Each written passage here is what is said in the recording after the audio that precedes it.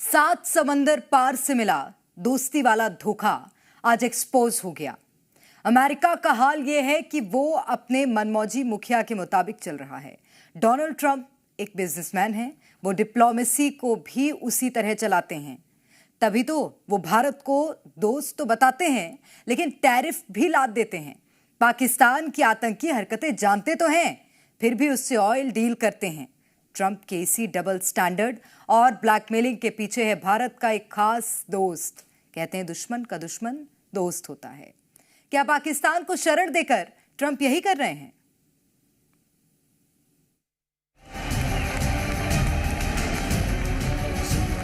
लिख के रख लो, पाकिस्तान का तेल निकाल देंगे ट्रंप। ये ट्रंप है जिनकी जुबान पर हिंदुस्तान और दिल में पाकिस्तान है, और यही इनका प्लान है, दोस्त बताकर दगा देना।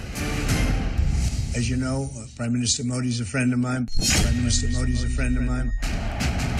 अमेरिका के राष्ट्रपति डोनाल्ड ट्रंप की दगाबाजी की एक एक परत खोलेंगे, लेकिन पहले ट्रंप के धोखे का ट्रेलर देखिए।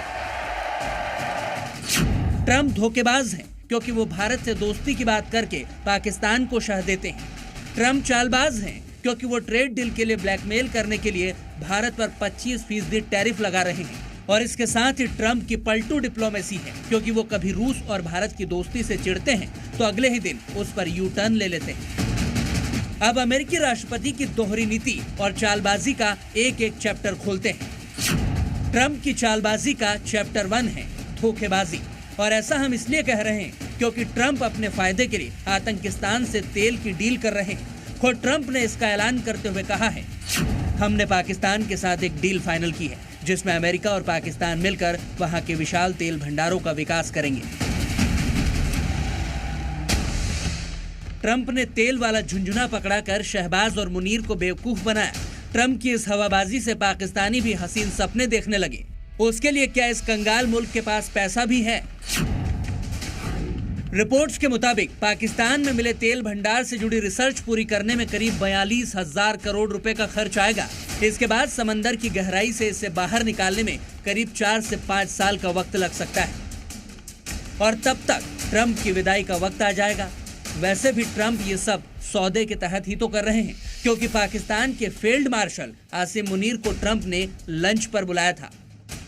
लेकिन ट्रंप ये भूल गए कि भारत में आतंकी हमले करने वाला ये वही पाकिस्तान है जिसको वो अपने पहले कार्यकाल में खूब लताड़ते थे, लेकिन अब उसी से ऑयल की डील कर रहे हैं।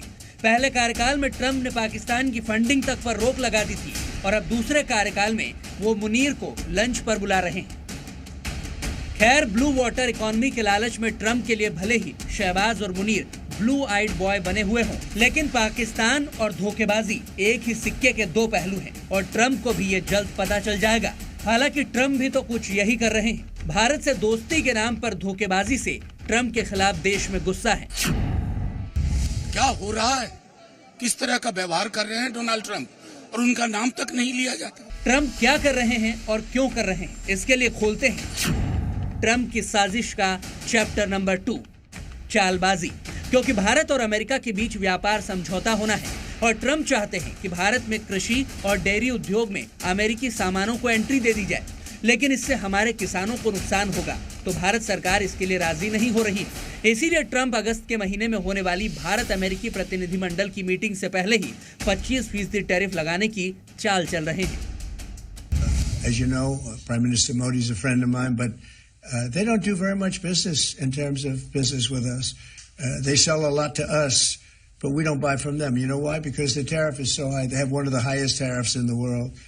Now they're willing to cut it very substantially, but we'll see what happens. We're talking to India now. We'll see what happens. It doesn't matter too much whether we have a deal or whether we charge them a certain tariff, but you'll know at the end of this week. पहले धमकाते हैं, फिर Trump बात करने भी आते हैं, क्योंकि भारत अपनी प्राथमिकताओं के साथ डटा है, चाहे टैरिफ अटैक हो या पाकिस्तान से दोस्ती।